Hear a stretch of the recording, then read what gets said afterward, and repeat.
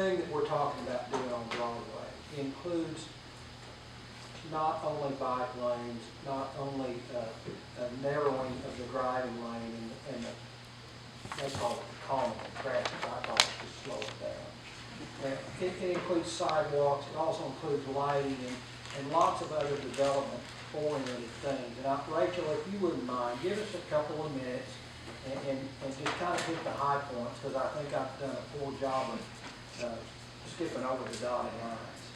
Sure, thank you. Rachel Milo, for those who don't know, I am the director of the Blue Zones project here in town.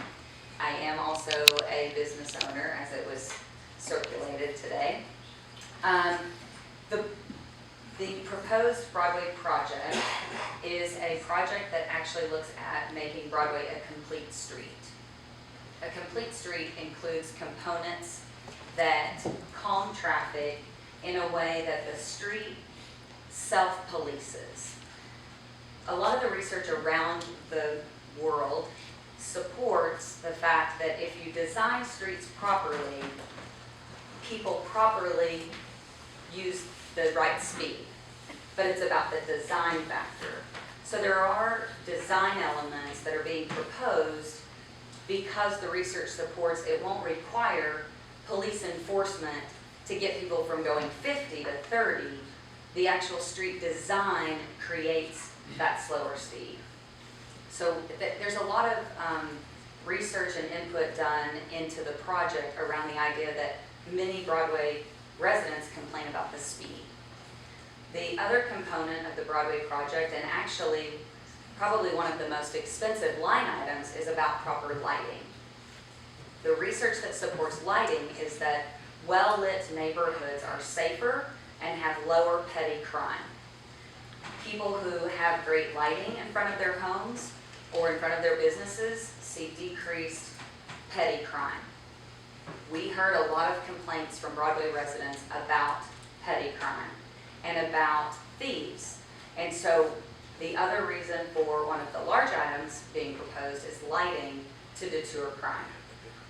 The other thing that lighting does is when you add pedestrian level lighting, then people feel more safe to walk. I lived on Broadway for a period of time, and I have also participated in the Broadway audits. The Broadway audits conducted counted the number of light posts on every block, the number of safe intersections on every block, the driveways on every block, the car capacity of every driveway of every house on every block. And so those audits were done to assess this early on. We have very minimal lighting on Broadway, and it's all for car intersections, not for the pedestrians. So when investment is made in lighting, more people will walk.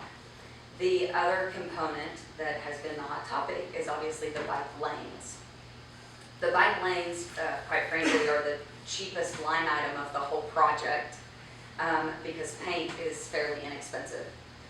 But the reason that bike lanes were considered is because we were hearing from downtown business owners and residents that they would like a safe north-south route. Now, cyclists really want an east-west route. However, on this particular issue, it was more about the non-cyclists, but more about the people who use cycling as a means of transportation. When interviewing individuals in Kickapoo Park, we heard a lot of requests for access north of Highland to get to jobs. Because the city does not own Kickapoo Street, because the city does not own Harrison, then the discussions became about other north-south streets. And the Broadway street, formerly having the trolley cart, it actually was the most conducive to this project. So it is not without a lot of